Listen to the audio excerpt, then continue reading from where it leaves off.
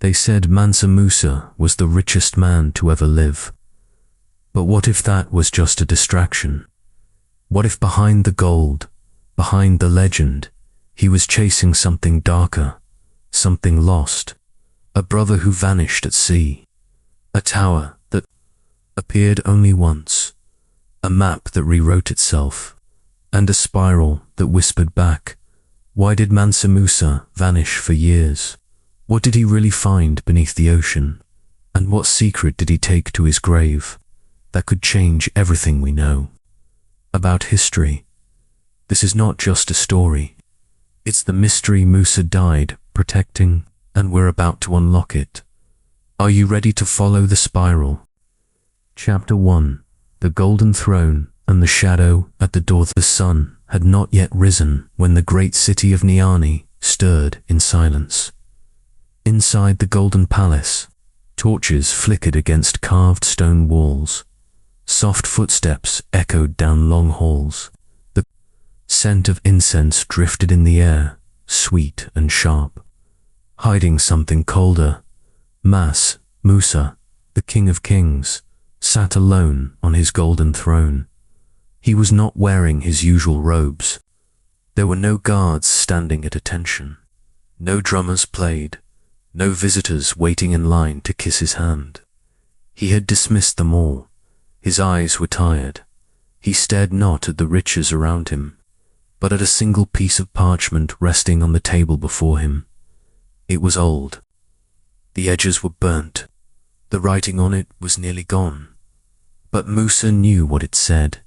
He had read it again and again, every night for weeks, and still he did not understand. A message from the sand. The letter had arrived in secret. No royal seal, no signature, just handed to a servant by a man in torn sandals who vanished before anyone could ask his name. The servant, frightened by the man's sudden silence, had handed it to the guard captain. The captain, after seeing the strange marks on the parchment, brought it straight to the king. Mansa Musa had opened it with shaking hands. Inside was a single line written in old man script. The sand has swallowed your brother, but the door remains open. That was all.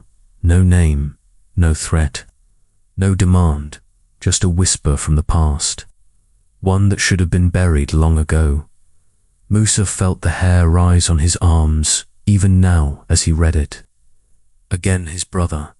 The man the world had forgotten, the man Musa had not spoken of in nearly 20 years. The lost king before Musa wore the crown. The kingdom belonged to his elder brother, Abu Bakr too. He was not greedy, not cruel, but restless. He would stand at the river's edge for hours, staring west across the great Atlantic. He would talk about lost lands and forgotten maps. He believed there was more beyond the horizon, a world untouched by kings or gold. One day, Abu Bakr told Musa, "You will wear the crown after me. I have to go, I have to know." And then he left, with 200 ships, 1,000 men, gold, water, food, and hope. None returned. The ocean gave back nothing, and the throne passed to Musa. The people called him the richest man who ever lived. But inside, Musa always heard the voice of his brother, calling from the waves. The shadow at the door that morning. As Musa sat, lost in thought, a knock echoed softly on the thick palace door. He frowned. He had ordered no visitors. He stood, walked slowly, and opened the door himself. A man cloaked in black stood there, his face hidden beneath a low hood. He carried no weapons, no scrolls, no guards, only a small bag made of camel skin. The man bowed low, king of the Golden Empire. He said softly, "I have come with something your brother left behind." Musa's heart stopped. "My brother is dead," he said, "lost to the ocean long ago." The man looked up. His voice didn't rise, but the words cut deep. He may be dead, but his story did not end, and he left you something to finish. The gifter man opened the bag slowly. Inside was a small object wrapped in dry cloth. The cloth looked ancient, eaten by time. He placed it on the ground. He said you would know what to do with this once you saw what lies beneath the sand. Musa picked it up with careful hands. The cloth tore as he unwrapped it. Inside was a piece of carved wood, about the size of his hand. Smooth and dark, it was covered in strange symbols, some familiar, others completely unknown, but at the center, burned into the wood, was something that froze Musa's breath. His family seal, the royal mark passed, down through bloodlines, the same seal his brother had worn on his ring. "Where did you find this?" Musa whispered. "Near the edge of the desert, before the land drops into nothing," the man said. "There is more, but only if you follow." Musa stared at the wood. He saw sand, heat, whispers. He saw ships that sailed west into the unknown. He saw eyes watching from the stars. He closed his hand around the piece. "Tell no one," he said. "I already haven't," the man replied, and turned to go, the decision that night. Musa sat again on his golden throne, but the light had changed.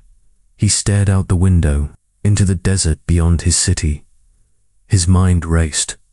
What had his brother found? Why had someone waited 20 years to send this? Why now? And what door was still open? He remembered something Abu Bakr had once said. "If you find the edge of the world, you will find the truth, but truth demands a price." Musa stood. He rang. The bell for his chief advisor, Kanku, an old woman with eyes that had seen war and silence both. "I need a list of trusted men," he said.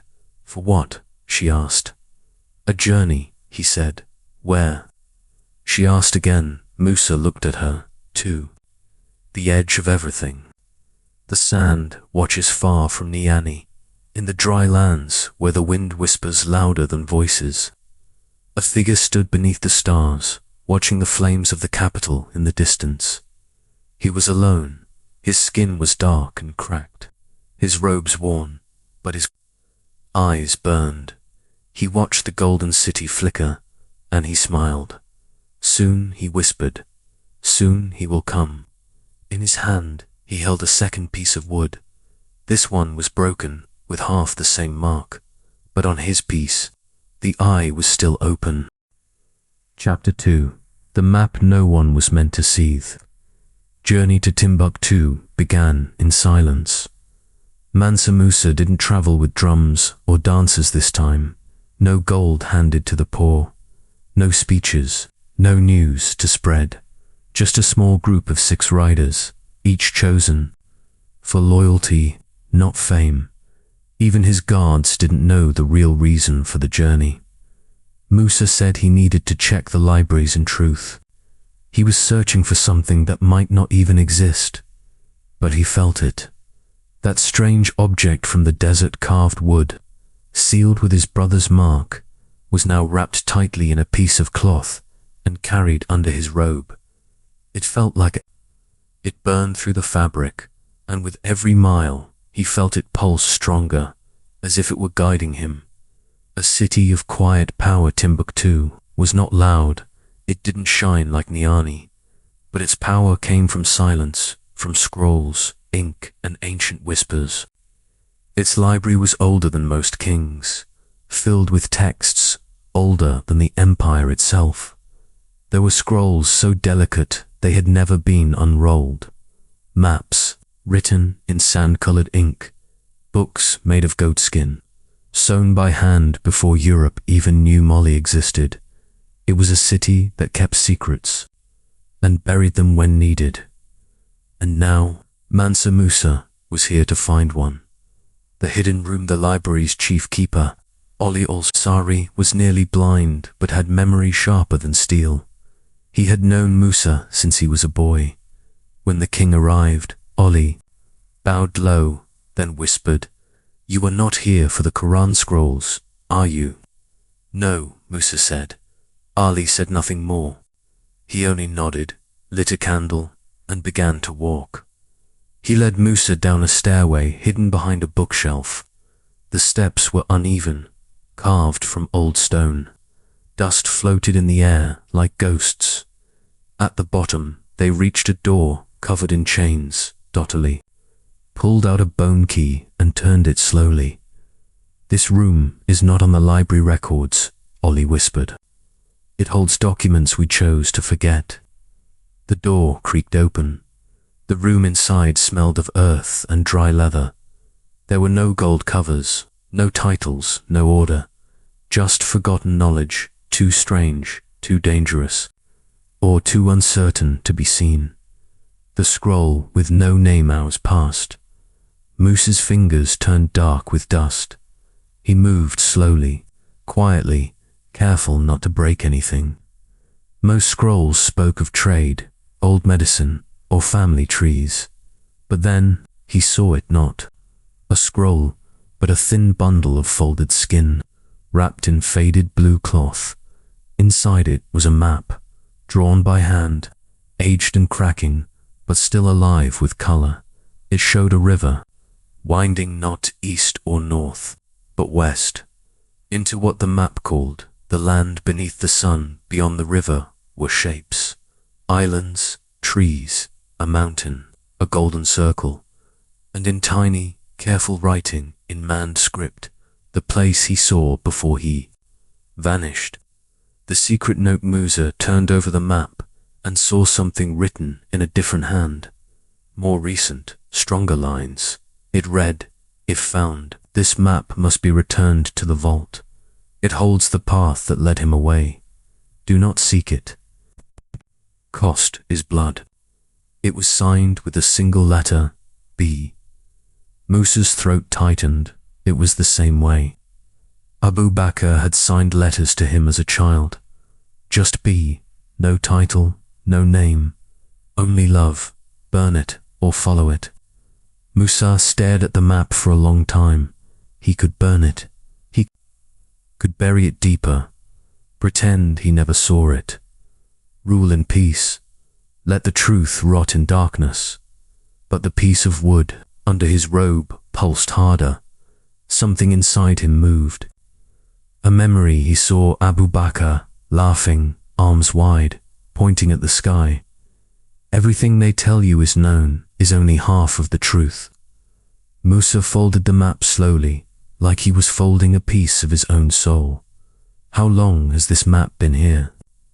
he asked Ali. The old man paused. "It came with a scroll we were told never to read," he said. "Locked in the vault over 20 years ago. And who gave that order?" Ali's hands trembled. The late king. The final scroll. He reached into a carved hole in the wall and brought out a second object.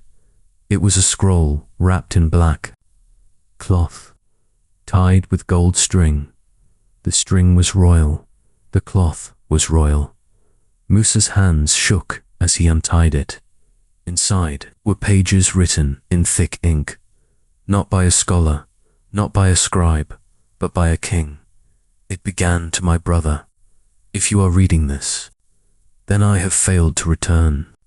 But if you feel what I felt, the call, the pull, then know that I found something. Not death, not madness, but a truth too large to speak out loud. Follow the river west. When the sky changes color, keep going. But be warned, once you see it, you can never go back." Returned to Niani. Musa left that night. He told no one what he found. He placed the scroll and the map inside a locked chest, and as his horse galloped under the stars, his mind raced faster. He was no longer the richest man in the world. He was a seeker, a man chasing a shadow his brother had followed, a man who might be next to vanish into the unknown. somewhere far away, in the jungle beyond the desert, where strange birds called at dusk. A child ran barefoot through the trees. She carried a wooden charm in her hand, carved with symbols no one in her village could read. Behind her, an old woman watched the setting. "Son," she whispered to the trees, "he is coming. Finally, after all these years, the river will speak again." And in her hand, she held the other half of the burned map. Chapter 3. Whispers from the salt merchant. The wind into Gaza carried the sharp sting of salt. White dust covered everything, the ground, the air, even the men. Salt blocks stacked higher than walls. Salt in their mouths, in their wounds, in their sleep, but beneath the salt were secrets. And Mansa Musa had come for one. He stood quietly at the edge of the market, wearing no crown, no gold, just a robe and a thin hood. He didn't want to be seen, not as a king today. He was just a man looking for truth. The last witness. He had followed a rumor. An old trader into Gaza once claimed he had traveled with Abu Bakr's lost fleet, the great voyage west that vanished. Most said the man was mad.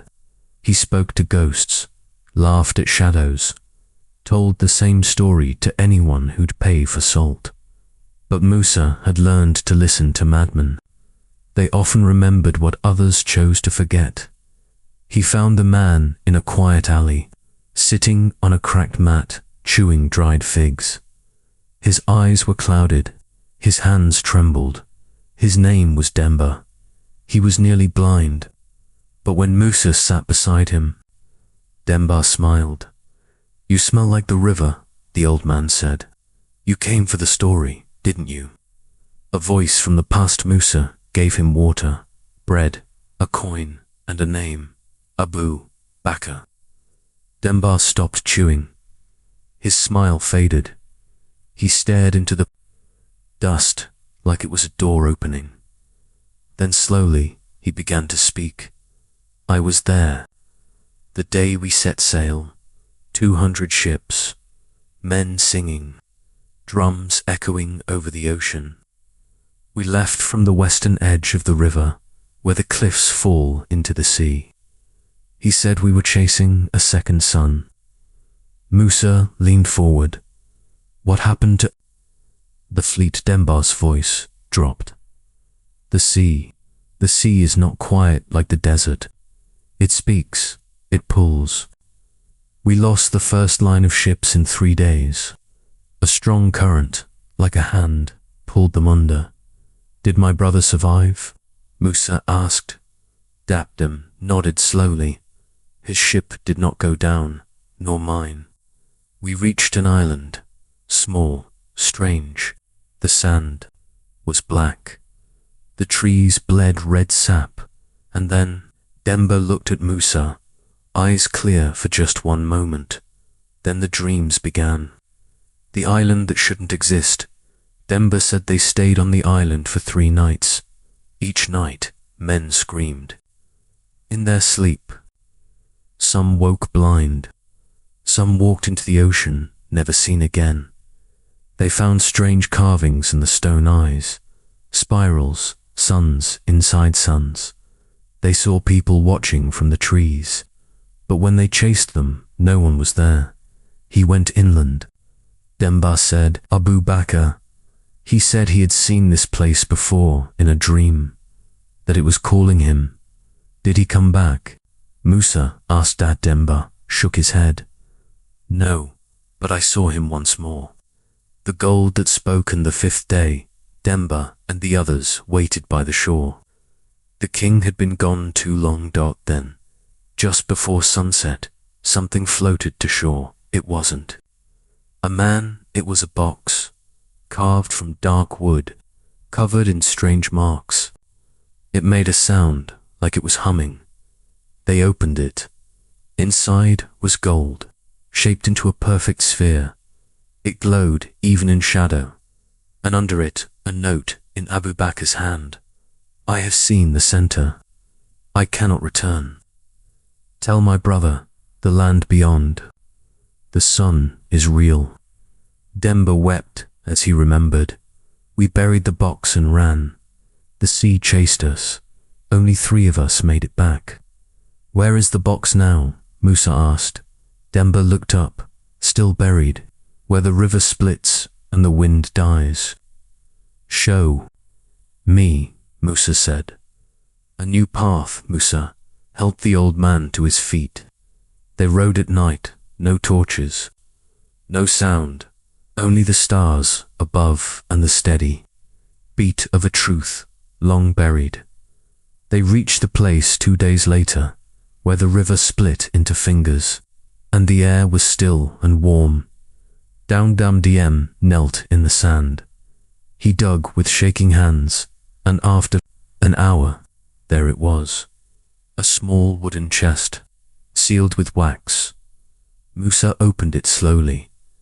The gold sphere was still there, cold, silent, but on its surface, Musa saw something new, a symbol carved into the metal, matching the piece of wood he carried from the desert. The same spiral, the same eye. The return Musa gave Demba more than gold. He gave him a home, a healer, and guards. Your story saved something, Musa said. What? The old man asked. My brother, Musa whispered. That night, as the moon rose, Musa sat by the river holding the gold sphere in one hand, and the map in the other. One from a madman, one from a forgotten scroll, one from a brother who vanished, chasing the edge of the world, and all of them pointed the same way. West, far. Beyond the map in a dark temple carved into a cliffside. Someone watched the stars shift. A man in faded red robes stood before a wall covered in gold dust. He placed his hand on a carving, the same spiral Musa had just seen. He whispered, he has found the map, and now the gate will open again. Behind him, 100 candles flickered in time with a strange, low humming sound. Chapter 4. The desert that swallowed a kingdom, the heat was alive. It wrapped around them like a beast, thick and endless. Sand hissed against skin, camels groaned, water bags sweated under the sun. Mansa Musa rode in silence. He had left the salt town behind, and now followed a path. No map showed a trail whispered by an old man's memory, leading toward a place no caravan dared to go.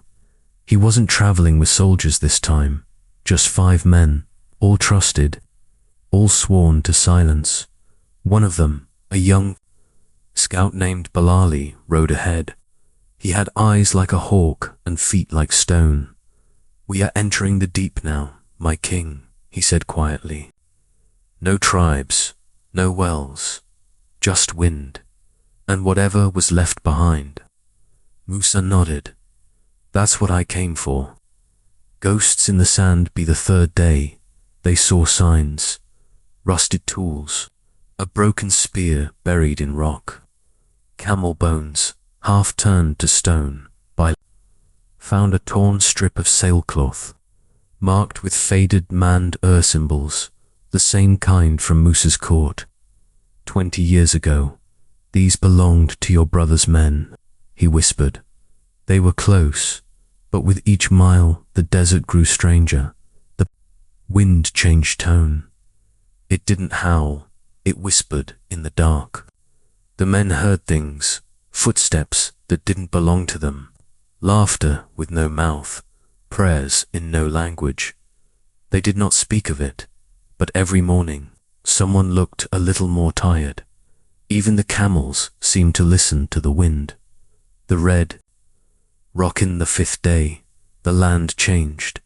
A sharp hill of red stone rose from the sand, smooth, as if carved but untouched by tools. Musa stood before it, his mouth dry.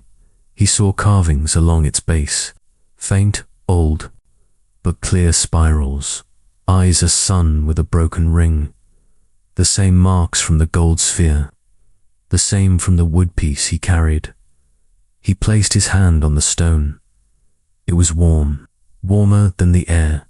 It pulsed like a heartbeat, and at the base, Bailali uncovered something half buried in the dust, a helmet still whole, still gleaming with the Royal Mali emblem carved into it.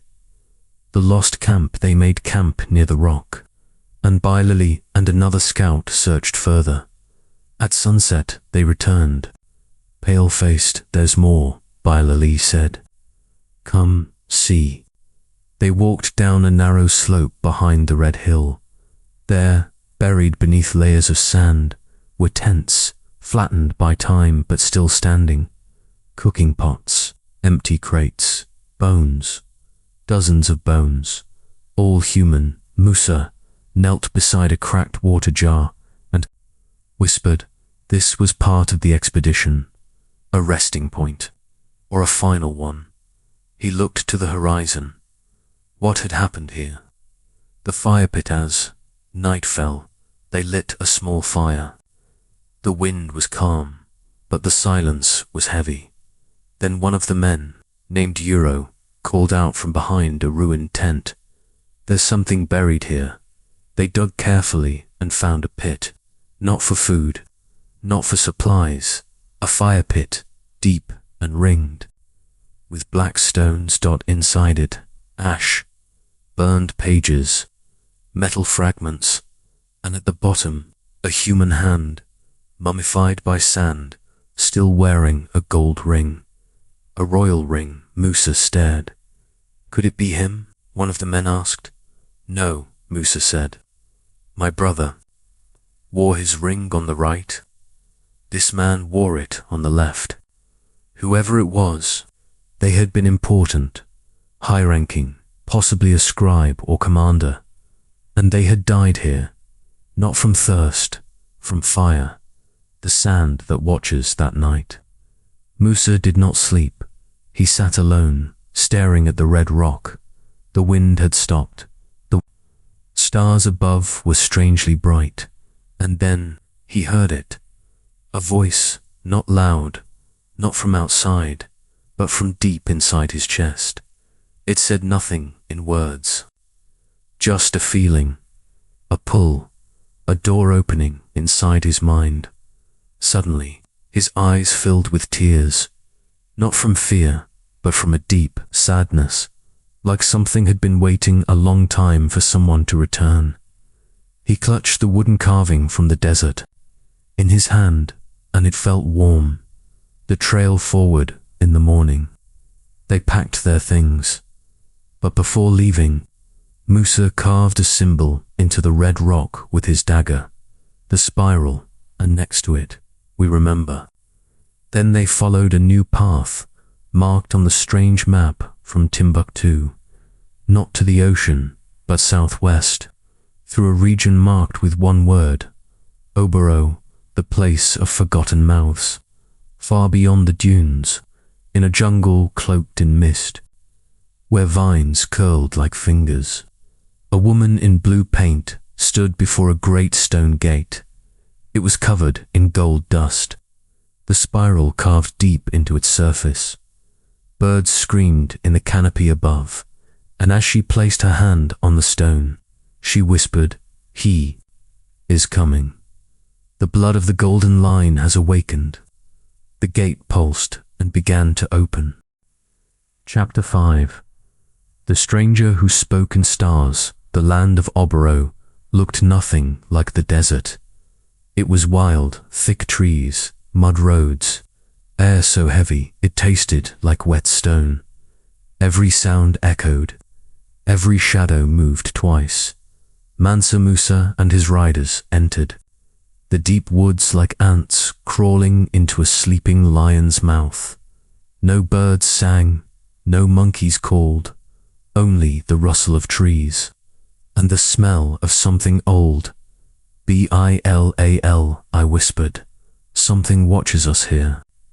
They didn't stop. The map from Timbuktu had pointed them here, to a spot near the edge of the jungle, marked only by a star drawn in red. They followed the river until it forked, then turned toward the higher ground, and there, at the top of a grassy hill, stood a man, eyes like the moon.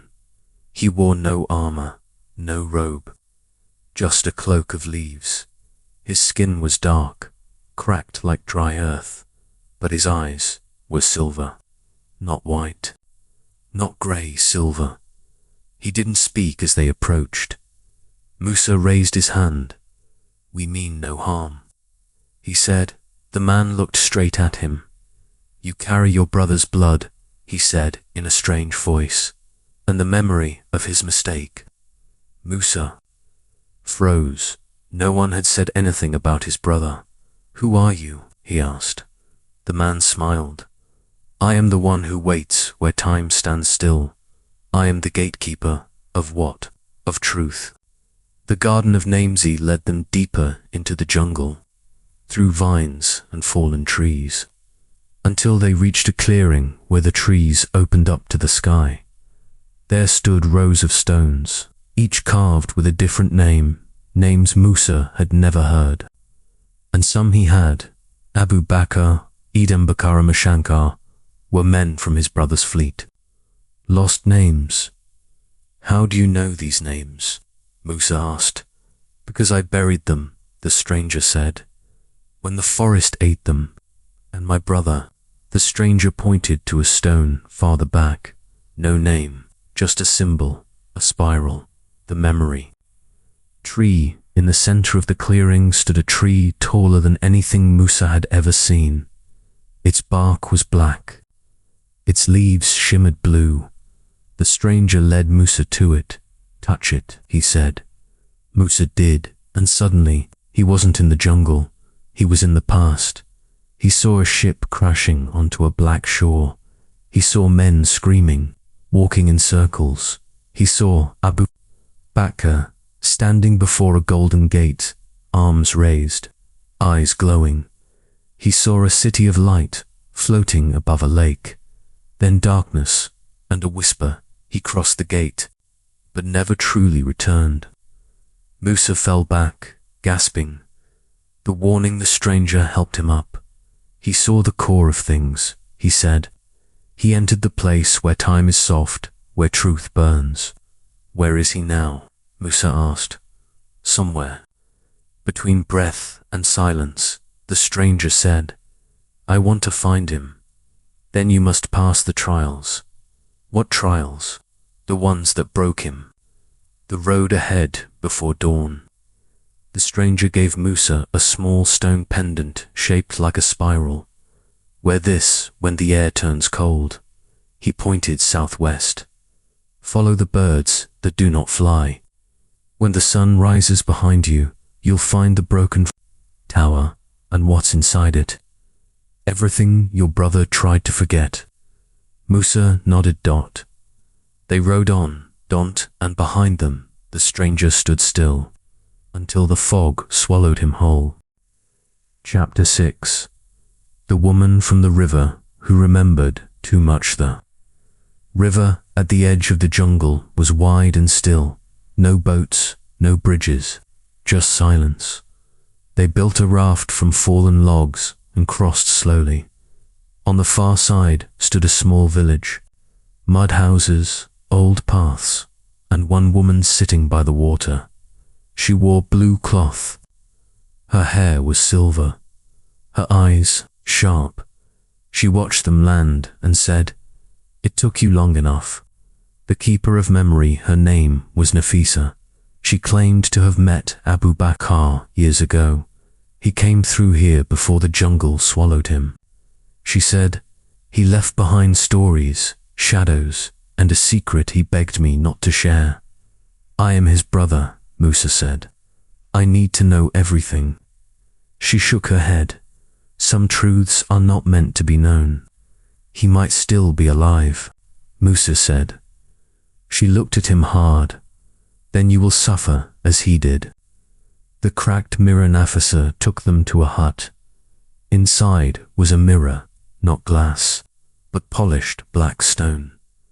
"He looked into this before he left," she said. It doesn't show your face, it shows your fate.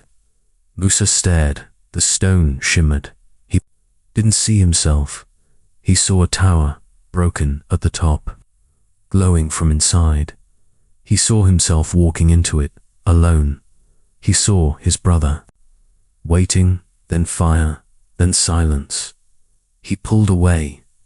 "Where is that tower? West of here," Nafisa whispered. "Where the ground is cracked and the birds don't sing." The hidden letter that night, Nafisa gave Musa a scroll wrapped in old cloth. "He left this for you. Said only blood should open it." Musa cut his finger and let a drop fall on the scroll. It opened by itself. The writing inside was strange. A mix of mand and symbols Musa had seen on the sphere and the wooden piece. It said, "I am not lost. I am broken into parts. The spiral is not a path. It is a prison. If you come, come with silence, or you won't leave." The burning eyes at dawn, Musa woke to screams. One of his men, Kano, had wandered into the woods during the night. They found him near the water, alive, but changed. His eyes were red. He didn't speak. He kept drawing spirals in the dirt, over and over. "What did you see?" Musa asked. Kano whispered, "The light has teeth." The path to the tower, they left the village with heavy hearts. Nafisa stayed behind as they rode off. She called after them, "Tell him I kept my promise. Tell him I never told them where the key is." Musa turned. "What key?" She didn't answer, only smiled sadly and disappeared into the mist far ahead. A tower stood in the distance, tall, broken, glowing from inside. And inside it, someone whispered, "He is almost here." Chapter 7. The ritual beneath the library of Timbuktu. Return to Timbuktu was quiet. Musa's riders said little. Even the wind seemed to carry the weight of what they had seen in Oboro. The red eyes of Kano, the spiral drawings, the broken mirror, and now the image of the glowing tower burned in Musa's memory like a brand. He needed answers, not from the jungle this time, but from the books that had always hidden in plain sight. The chamber no one spoke of back in the grand library. Musa met again with Oli El-Sari, the old keeper. "There's something missing," Musa said. "What kind of something?" Oli asked. "There was a ritual. My brother saw something, left something," Nafisa said. "He broke himself into parts, but the map doesn't show where the pieces are." Oli's face went pale. He walked slowly to a shelf no one had touched for years. He reached behind it and pressed a carved symbol, a spiral. A hidden stone door opened. "We were told never to go down there," Oli whispered. "Not even when the empire burned." The circle below, they stepped down a spiral staircase carved into the earth. The air smelled of ash and time. Below was a round room lit by strange holes in the ceiling. In the center was a stone table, and carved into the floor, a spiral made of gold and salt. "What is this place?" Musa asked. Ali was silent. Then he whispered, "A gate." The book with no words. Musa approached a stone shelf. There sat a single book, bound in leather, with no title. Inside were blank pages, but when Musa touched them, words appeared, familiar words, his brother's handwriting. "This place is not made of stone, it is made of thought. The spiral opens when your mind is quiet. The mirror shows the shape of what you fear most." The last line burned. "I saw myself walking into the tower. I saw you walking out." The second piece under the book lay a small black box. Musa opened it. Inside, another wooden piece. The same dark wood, same spiral, same burn marks. Now he had two. They fit together. A small clicking sound echoed through the chamber. Suddenly, the spiral carved into the floor began to glow. Ali gasped. That has not happened in decades. Musa felt the pulse again. The door was opening above ground. As they left, a rider waited with news. A message from a distant village, near the coast. A tower had been spotted, broken, glowing at night. Animals wouldn't go near it. Musa's heart skipped. The tower from the mirror. The next gate. Chapter 8. The caravan that never returned. They left that night. 10 men, 2 weeks of supplies. The path to the coast was rough, crawling with thick roots, rivers and cliffs. But the tower called to them, and along the way they found signs. The letters in the dust near a dried river. Bilali found scratched marks in stone dot letters. Names, warnings. Don't go past the black tree. The tower hums louder at night. He is not who he was when he came back. Musa touched the marks, fresh, not ancient dots someone had passed here. Recently the sand village on the 12th day. They found a village half buried in sand. The doors were open, no people, no food, no animals, only strange symbols drawn on the walls. And in the center of the square, a body dried like leather, holding something. A third wooden piece. Musa added it to the two. He already had. The puzzle was growing, and the hum in his ears was getting louder. The night without sleep that night. No one rested. The jungle was too loud. Owls screamed. Trees creaked, and then silence. A whistle cut through the dark, long, low. Human, they grabbed their weapons, but nothing came. Only a whisper from behind the trees. It's almost ready. The tower appears at dawn. The sky turned red, and then they saw it. The tower grey, broken, glowing from deep within, rising from the ground like a tooth. The birds flew around it in circles, but never landed. The grass near it was dead, and at its base a door marked with the spiral. Chapter 9. The mirror that reflected the future. The tower loomed like a wound in the sky. Stone cracked at the top. Walls burned black. It didn't look built. It looked grown, like the earth had pushed it upward in pain. Mansa Musa stood before it, heart pounding. The spiral symbol marked the stone door. Should we enter? Boli asked. Musa didn't answer. He just stepped forward and touched the spiral. The door creaked, dust fell, and then it opened. Inside the tower, it was cold. Inside, colder than the desert, colder than the jungle. No birds, no wind, just silence. The walls were smooth, not carved. Black stone, pulsing faintly with dull light. They walked slowly. The deeper they went, the harder it became to breathe, like the air itself was thick with memory. Then they saw it, a room, round, an empty dot in the center, a mirror, not glass. It looked like liquid metal, frozen still. Words were carved beneath it. Look only if you are ready to never forget. One by one each man looked. Each one saw something different. Bilali saw himself drowning in sand, crying for help. Yiro saw himself laughing, alone on a golden throne. Kano, still half mad, stared for hours, then whispered, "It never ends." When Musa stepped forward, the mirror pulsed, and then it moved. Not reflection. A vision. He saw a city of gold floating in the sky. He saw his brother, older with white hair, standing by a lake. He saw a symbol, the spiral, broken in half, then fire, and then silence. When Musa stepped back, his hands were shaking. "This is the future," he whispered, "or the end of it."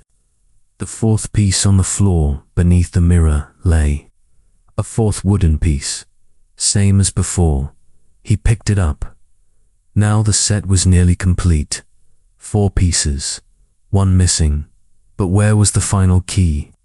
The chamber below, behind the mirror, they found a hidden stairway leading downward. It smelled of wet stone and old iron.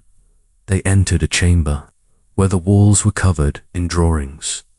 A story told in symbols. A king leaves on ships. He finds a door in the sea. He sees a world beyond time.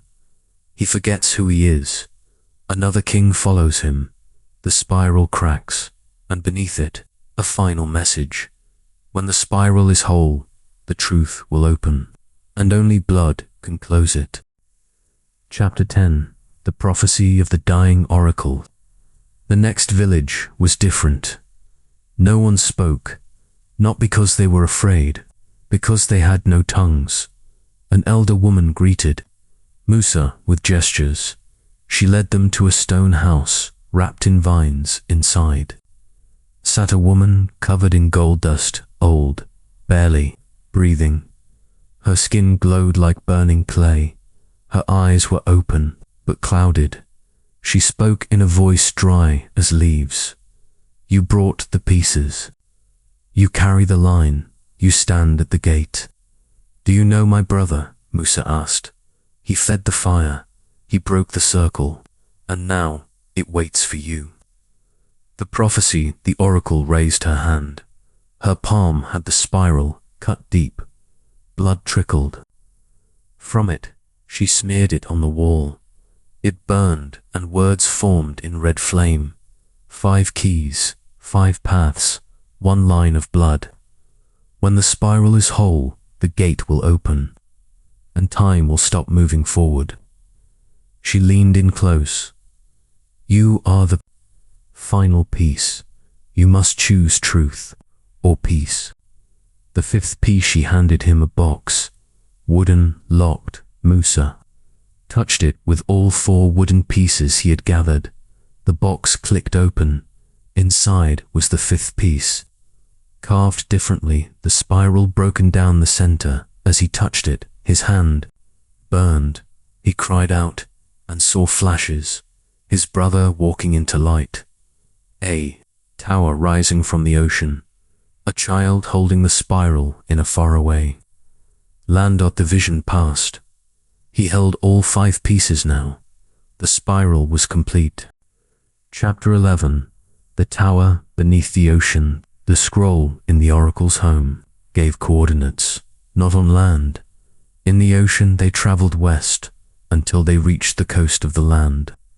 Abu Bakr had once sailed from Musa, stood on the cliffs. The waves below crashed hard. The map showed a tower deep under the sea. But how? The diver's secreton, old fisherman, spoke of a legend. At low tide, the water breaks, and a spire touches the sky. But only 4 minutes. They waited 2 days. Then it happened.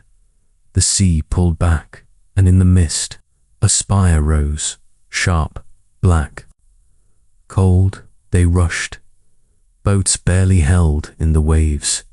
They climbed the rocks as the sea began to return.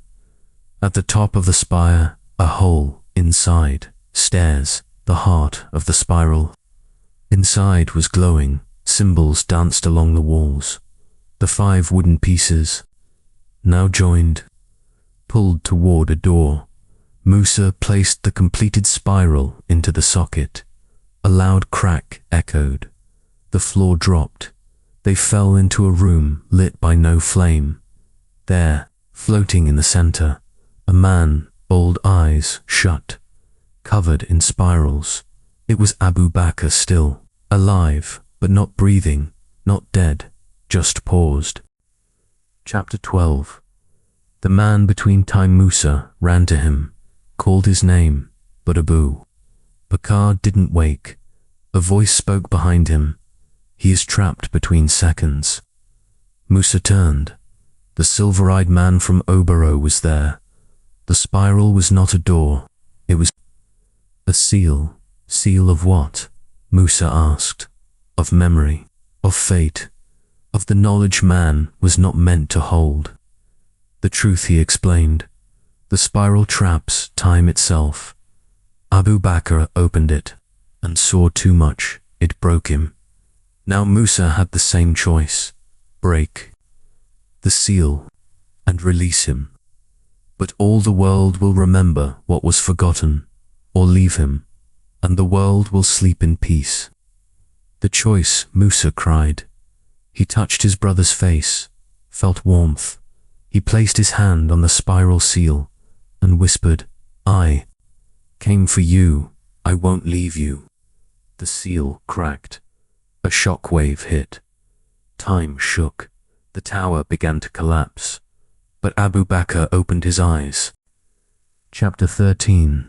The collapse of the spiral. The sea roared. The tower cracked.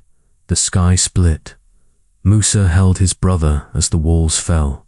They escaped into the boat. Behind them, the spire sank beneath the waves forever. They returned to land. But nothing felt the same. People remembered dreams they never had. Old songs returned, maps changed, stars moved. Something deep had shifted, and in Musa's heart a storm grew. Chapter 14. The city that never was back in Niani. The capital was waiting. Musa entered the palace with Abu Bakr, now old, quiet, changed. They said nothing to the people, but strange things began to happen. Books filled with new pages, paintings that painted themselves, children born with spiral marks. The gate had been opened, and time was now unfolding. The truth tells itself. Abu Bakr wrote a final message before he passed. We were never kings, we were keepers. The gold was not treasure. It was a key, and now the spiral turns once more. Chapter 15. The spiral never ends. Years passed. Musa ruled in silence, but deep inside he knew the truth. The spiral was not finished. It had only started again. One night, a messenger came, a young girl, blue eyes, holding a wooden piece. It's calling again, she said. Musa smiled. Old, tired, ready. He placed the piece in his hand. The spiral glowed, and in his final breath he whispered, let it begin.